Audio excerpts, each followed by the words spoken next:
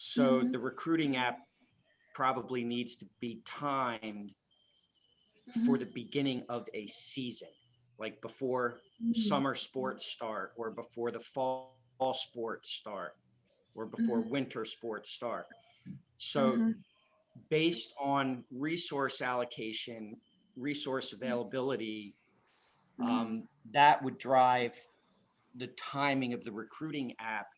And I believe that the trainer app would have to fit in aside that somehow.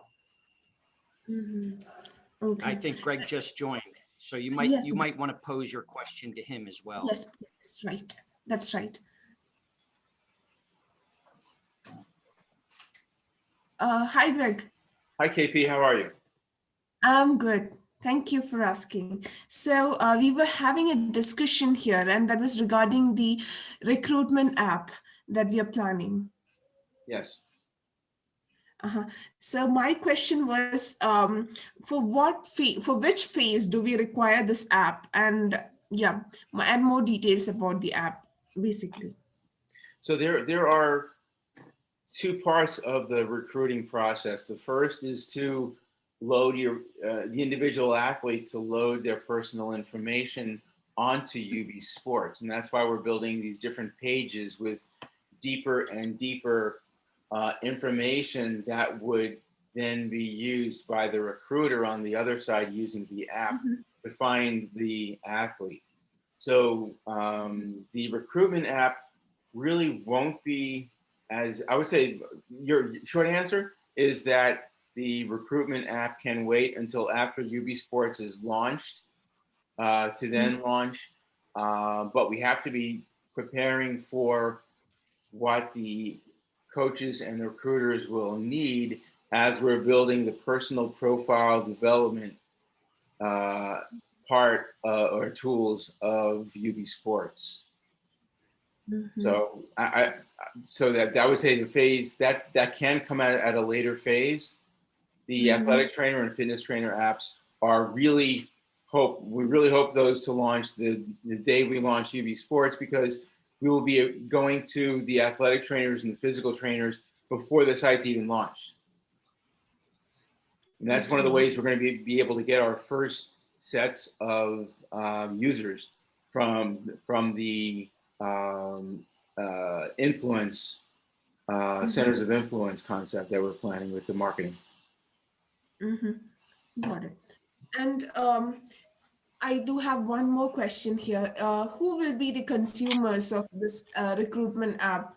Who will it be limited to coaches, or that is, will it be limited to trainers, or are there any other, any other person who comes in the picture?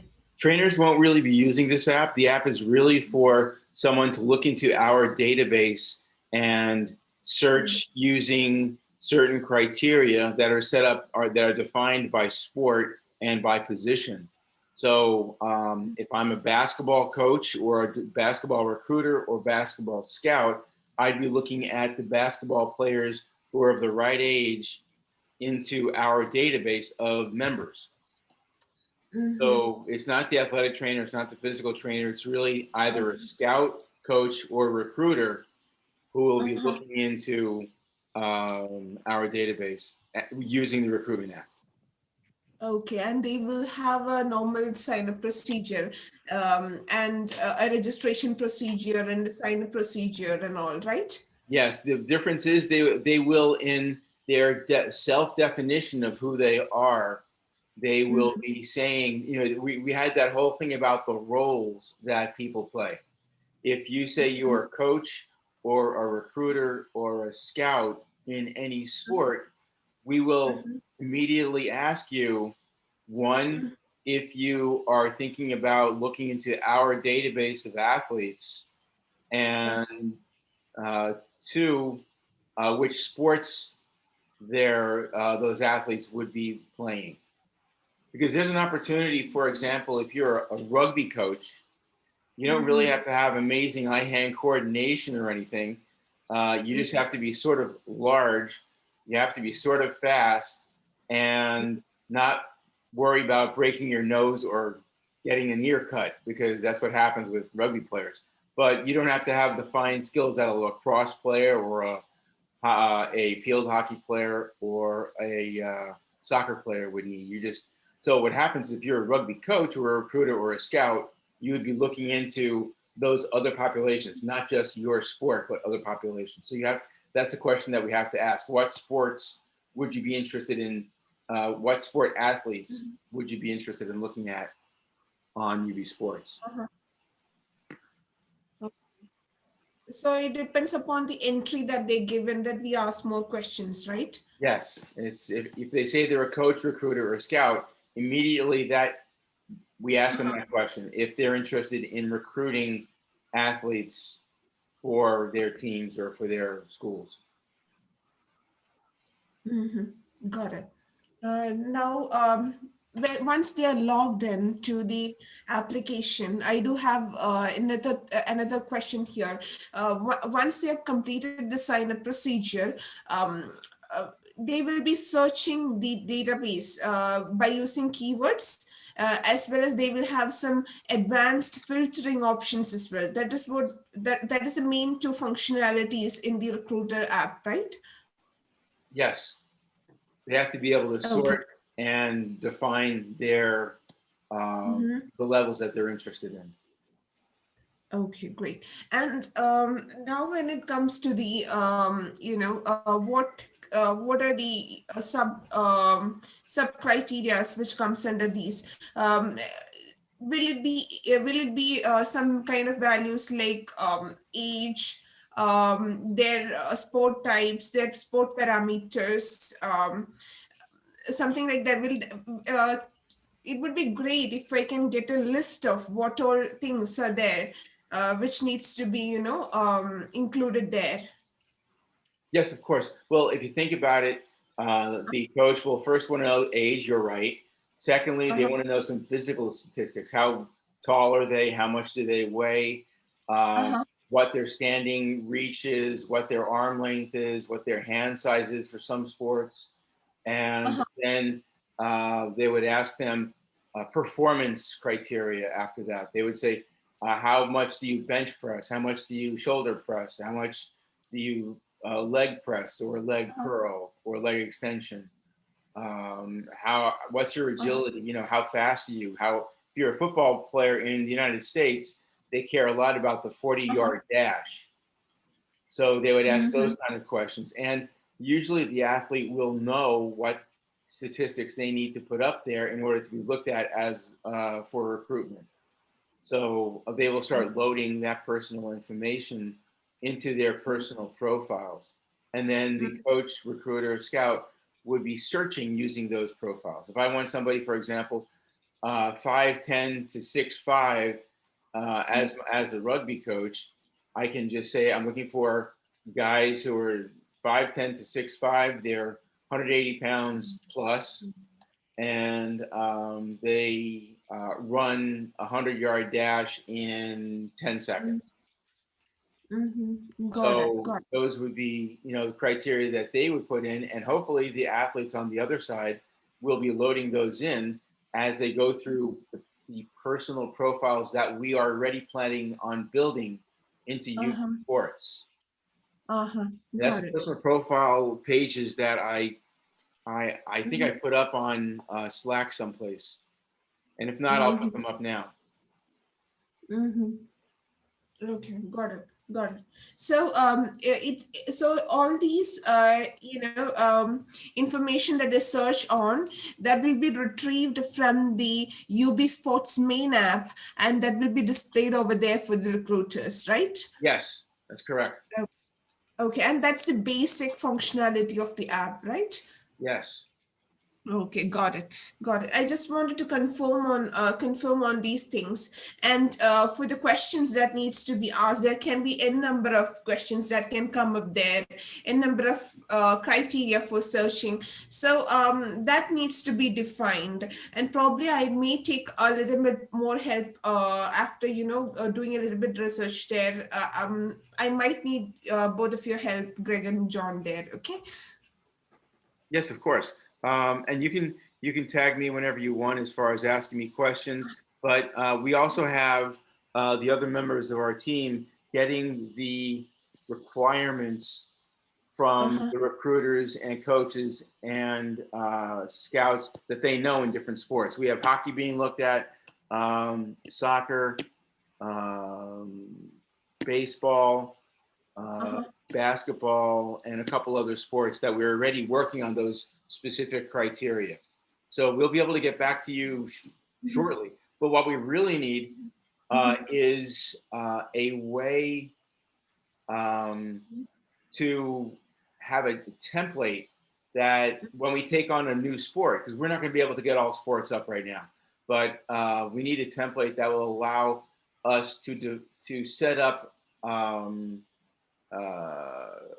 pre-organized criteria that a coach in a new sport might want to look at.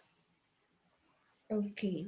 For example, if we take up rowing and we're trying to do a rowing recruitment, Uh-huh. we'll need a template for the recruiters and coaches in rowing, what would be looking for. You know, how usually it's how tall you are, how long your arms are. There's a special instrument. It's basically a rowing machine, but it creates this answer, this definition of ergs, ERGS. I don't even know what that means, but it's how many times and how much strength you can put into the rowing activity, action. So, and they're called ergs. So we would have to know that specifically for rowers, and rowers will be looking to put that down into their personal profile. The same thing if I'm a baseball pitcher, I'd be expected to tell somebody how fast my fastball is and how much of a curve my curveball is and what my earned run average is and how many outs per full 9 innings I pitch. So there are some things that I, as a player, know that I know to put in, and coaches will, on the other side, know that that's what they'll be looking for, and we sort of have to guess that ahead of time. We can't wait that to be like the other thing at the bottom of that list. Okay, okay.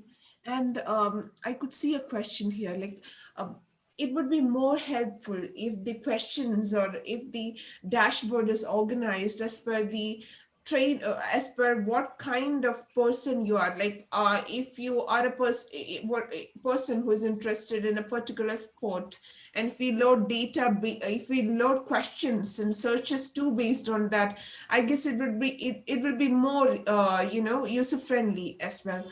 You're So absolutely right. yeah, yeah. So that will reduce the amount of energy they put into search for the sport, and the amount of energy the recruiter puts in to find the candidate as well. So I'll have a discussion on that with the technical team too. Yeah, So how? one of the things I want to throw out, and we're going to have to address this at some point, Uh-huh. but Uh-huh. well, there's 2 points. The first is Uh-huh. when we define all of these measurements that define an athlete and a recruiter is going to be searching on, some of those measurements are really physical characteristics of the athlete, their height, their weight, and they would apply basically to any sport. It basically applies to the athlete. It's irrelevant as to what sports they play. There are also certain measurements that are specific to sports. My second point is that those measurement criteria, for example, there might be a 40-meter run speed, how fast you run 40 meters. And that statistic would be relevant and would have a relationship to certain other sports. So it might be relevant to football, to soccer, to track, etc. So what we would want to certainly avoid is in the database model for this is repetitive statistical measurements. I don't want to have to enter the 40-meter time for baseball and then a 40-meter time for football. I want to be able to put it in one And then when I get to the next sport, it would automatically pick it up because I've already entered that. Absolutely. So that's the concept as to how I see that these measurements are going to be. There is going to be overlap between the sports, but we certainly want to make sure that if I enter that measurement in one place, it gets picked up no matter what other sport might use it. The second point that I want to make is that we will have global participants, although our focus right now is certainly within the United States, but that creates a conflict in data entry and data management because we'll be using both metric and imperial measurements. If someone from Great Britain or India go to put in their height or speed, they're going to be measuring it in meters or centimeters or something like that.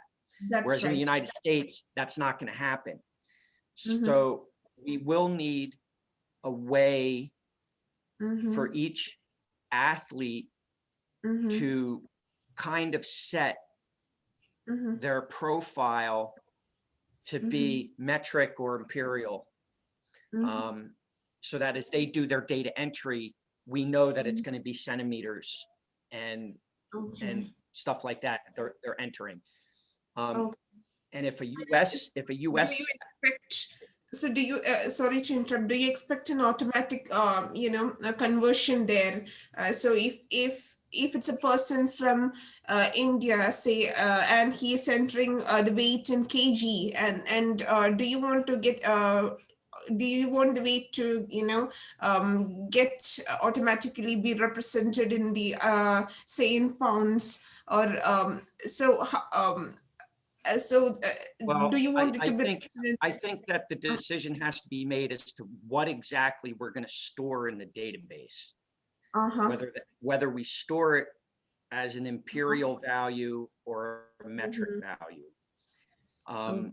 That decision has to be made.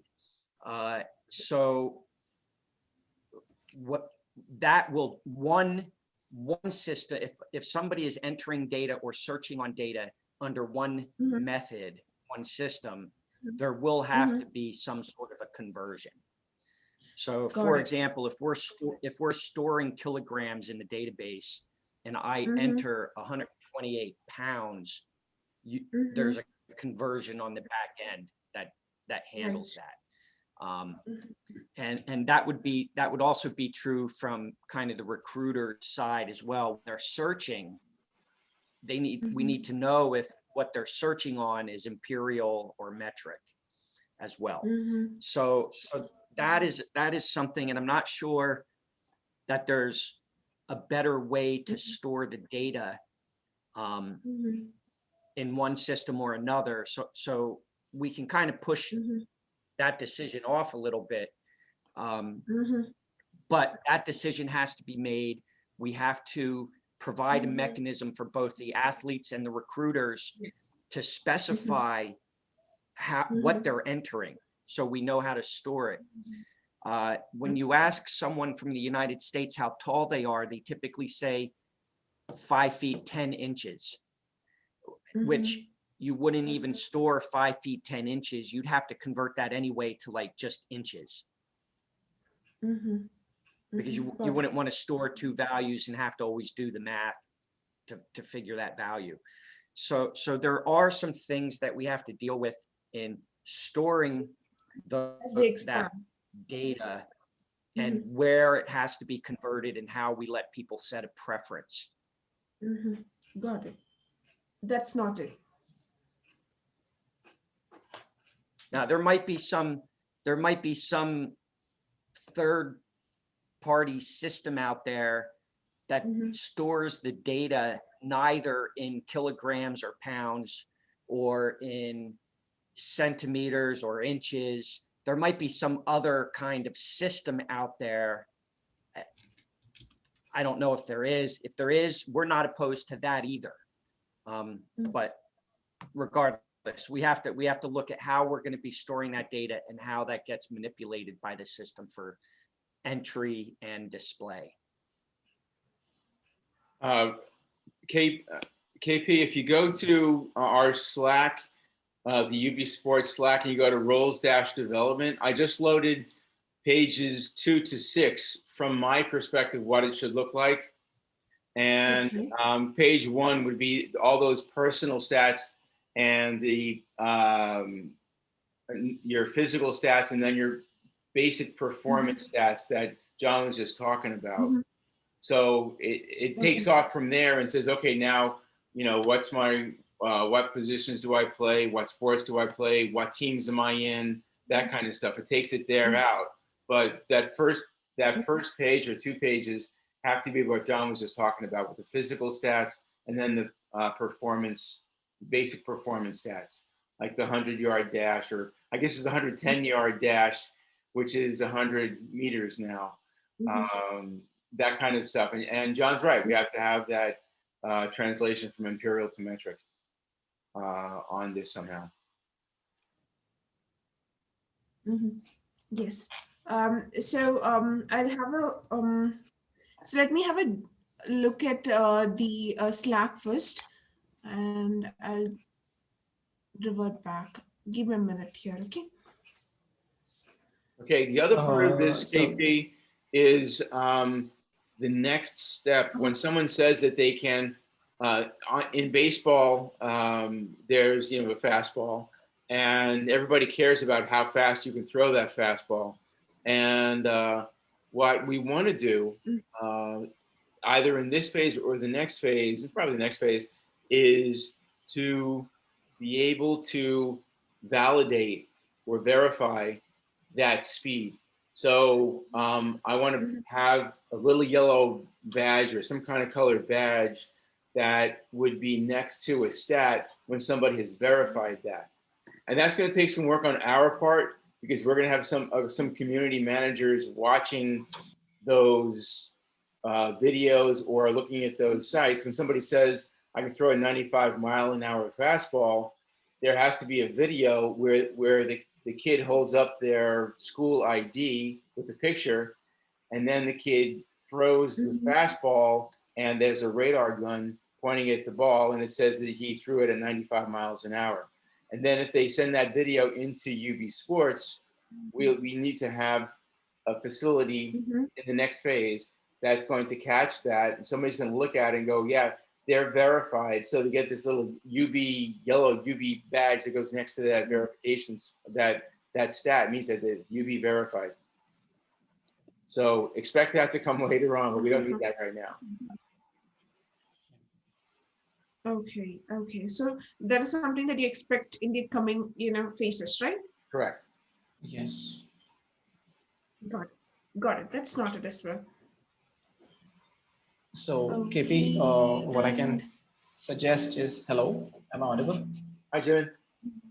Yes. Sure. So hello, Greg.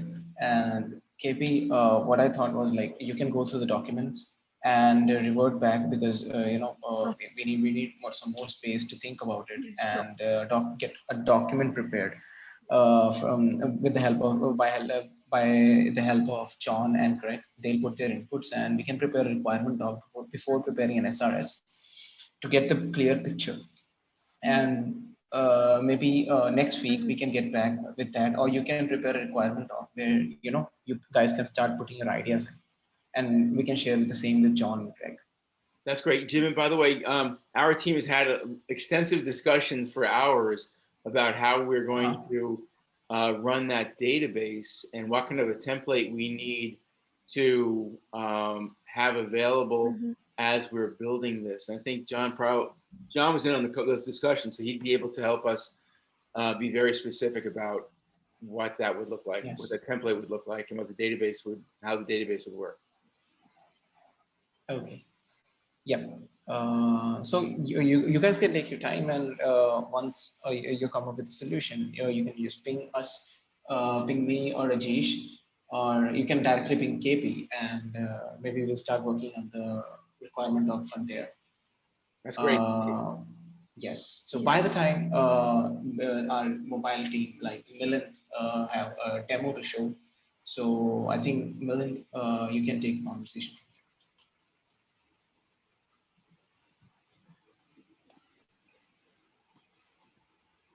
Yes. Hi, Rick and John. Morning, Milan. Or evening. Yeah, it's evening here. It's actually night. Okay, let me share my screen. So we are in the middle of a milestone.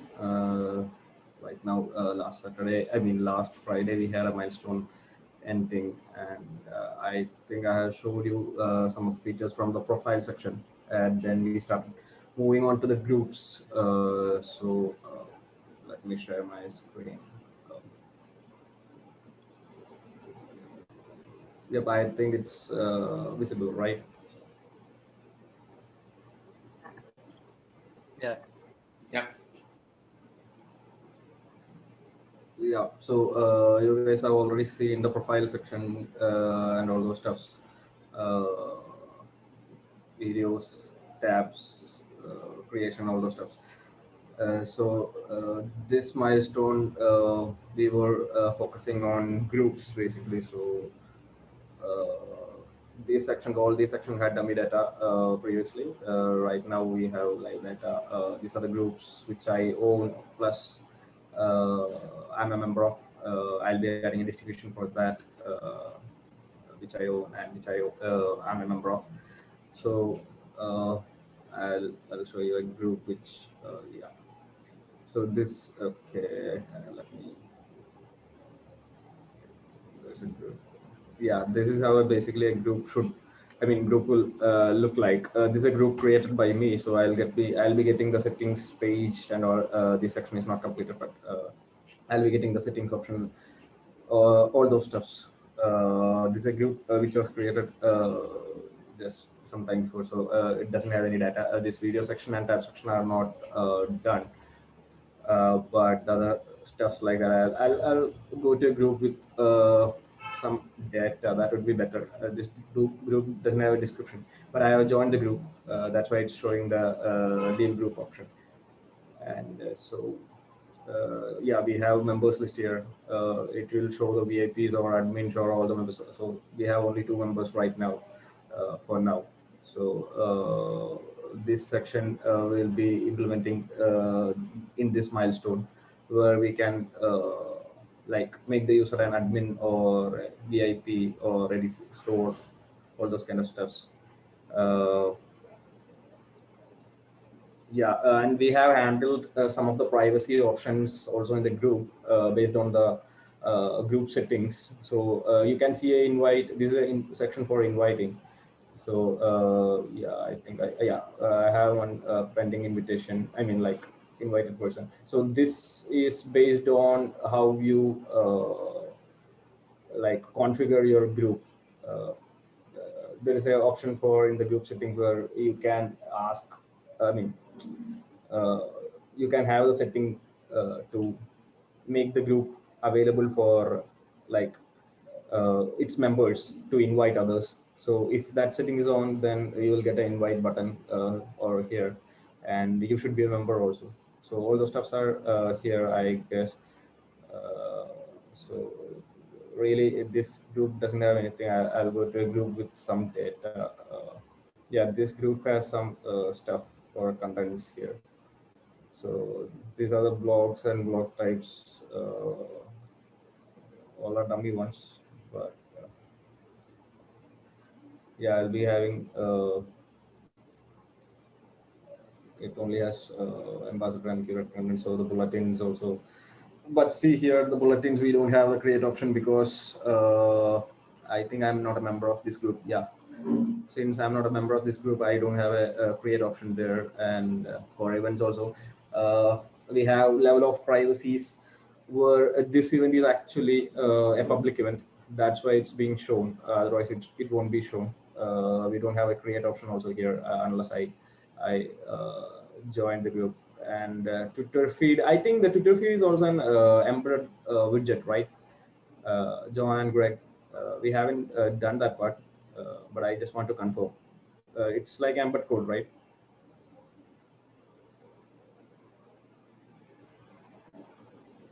I think yes. Yeah. Yeah, I think so. Yeah, I think it was an embed code, but I'm not sure from where you guys are taking that.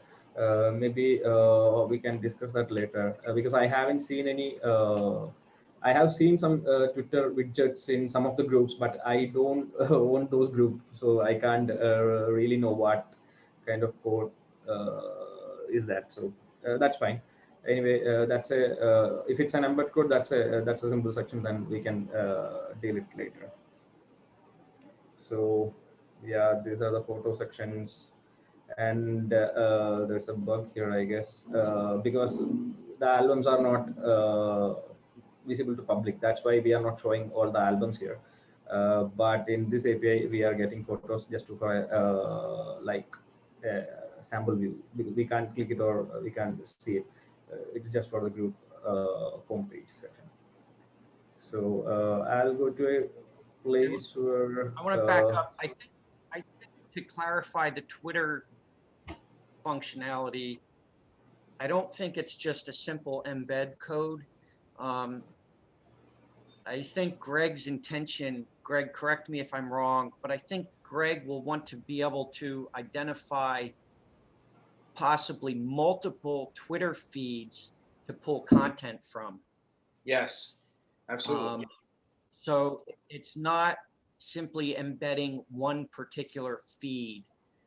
It's actually pulling content from multiple Twitter accounts and making. Yeah, I'm not sure about that because in the create group section, only I have seen that space for adding one Twitter widget. But when I tried embedding a code from some Twitter post or something, it was working. I'm not sure whether you guys were like embedding it from a particular thread or a page or a post.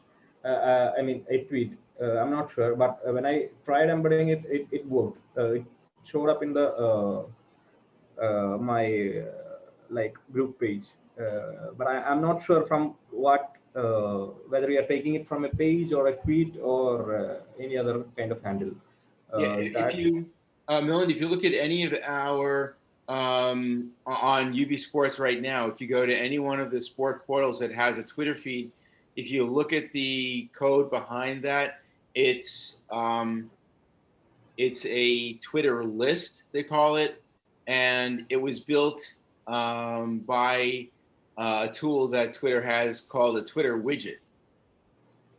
And that allows you to load a bunch of different feeds into one running Twitter box. Okay, but since I'm not the owner of all those groups, and that's why I think I can't see. And this Twitter feed is getting right now it's getting overlapped by. Wait, let me check the badminton. Yeah, it's getting overlapped by the events or something, I guess. But yeah, I saw like let me share the screen. One second. Oh, I think I'll have to cut it. I think I'll have to stop sharing, then come back again.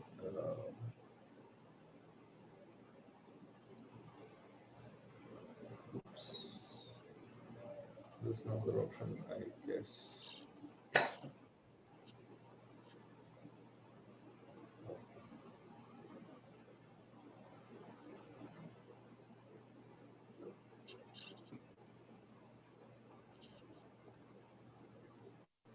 One second.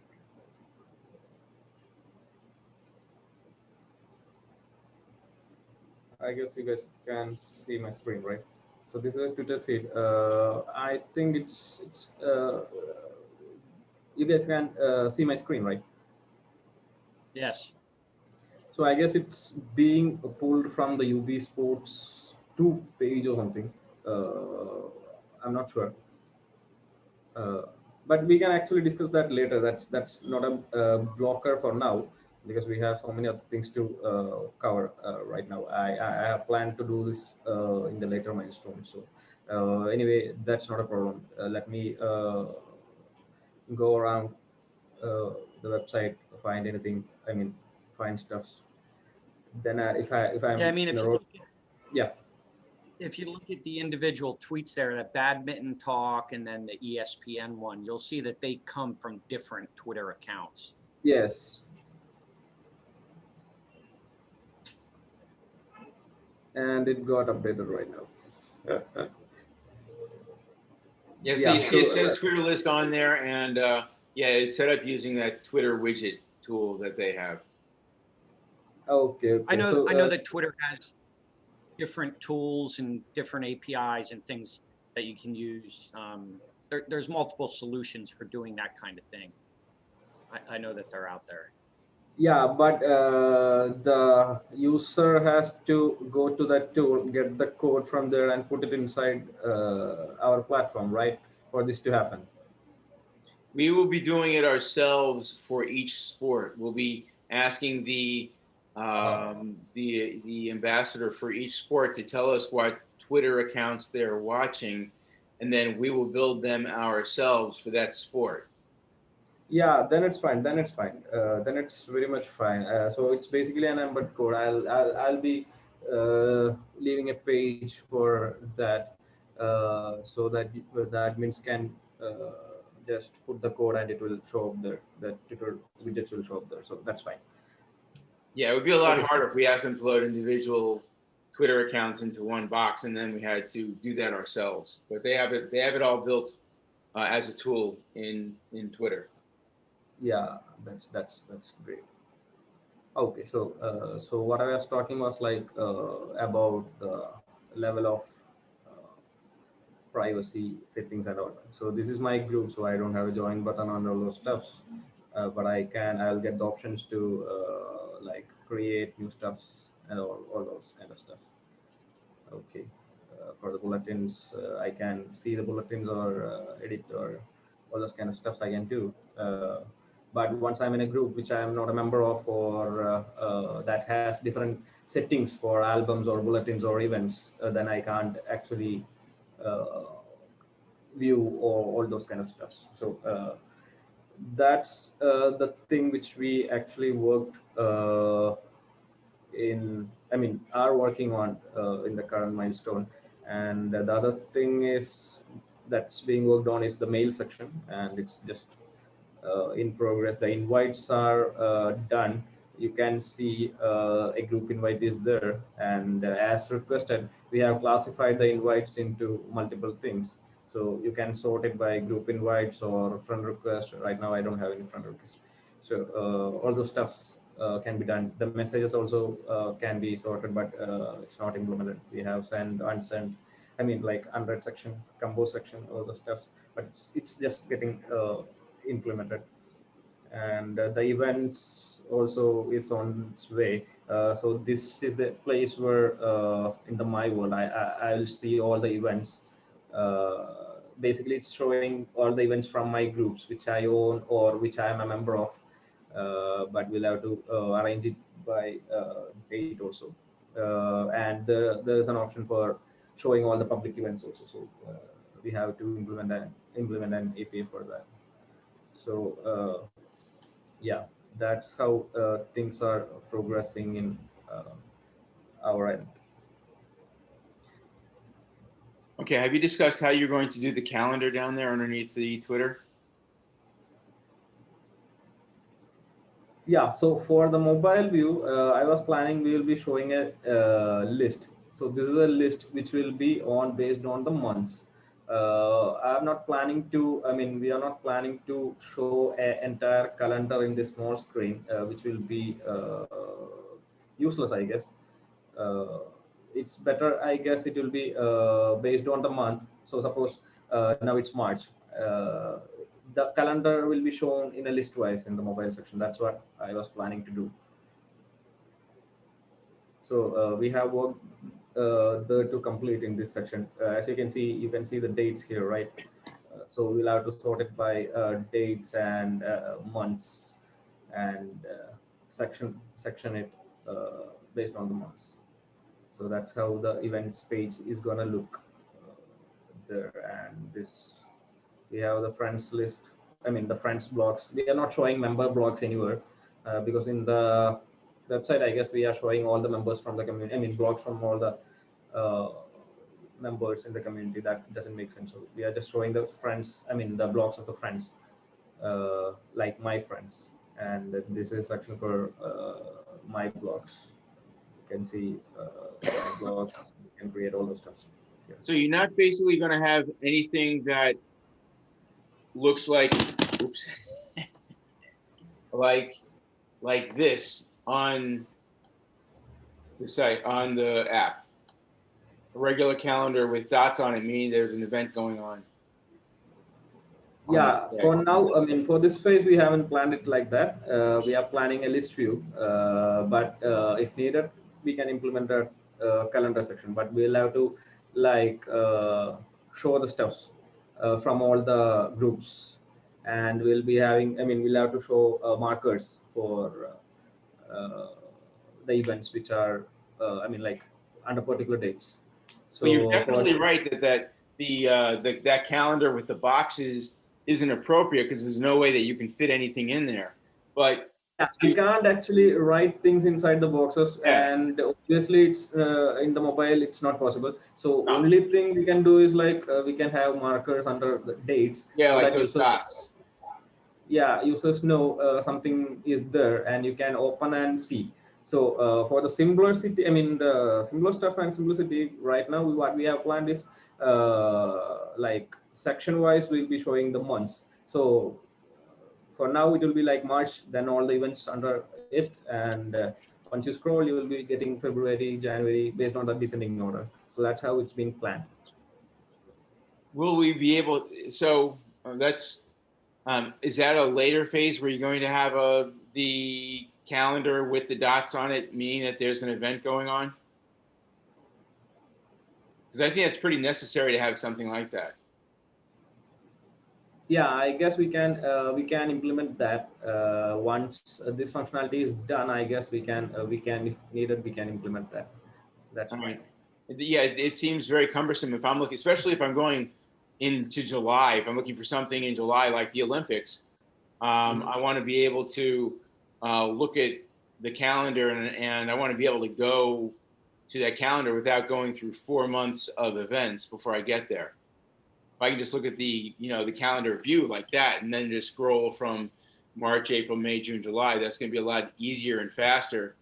And frankly, I would forget what I'm looking for if I had to go through 500 different entries. It would be a lot, to me, that's sort of an essential thing. Yeah, okay. Yeah, I got the point. So let's see, we can let's see whether we can implement that and like fit that into this space, or that's let us look into it. Then we'll get back to you. That would be better. Implementing calendar won't be a thing, but filling in data into the calendar will be a challenging stuff, I guess, if there are so many events, but we'll have to look into it. Okay, yeah, it would just be, the numbers with an if then tree. If there's something in it, you put a dot there. Yeah, yes. I got the point. Okay. So yeah, that's it for now. That's it for now. From the mobile side, I guess we are not having the web demo today. So Okay. yeah, that's it from my side. Okay. Thank you, Milan.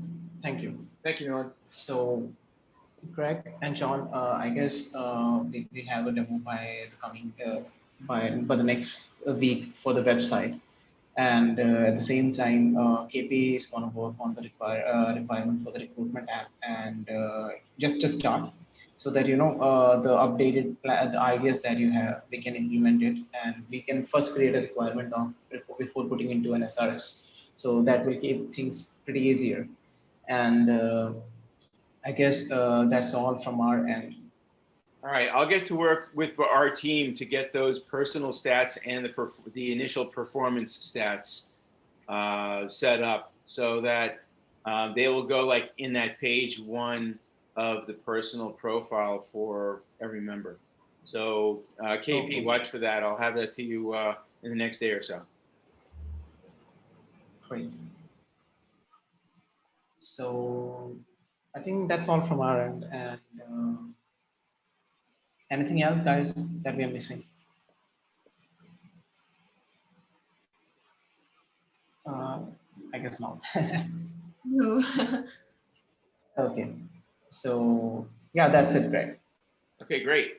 Thank you very much, guys. Really appreciate it. Thank you, Greg. Thank you, John. Have a great day. KP's there. Have a great day. Thank you very much. Thank you, Greg. Thank you, John. Bye. Bye-bye. Okay, John, bye.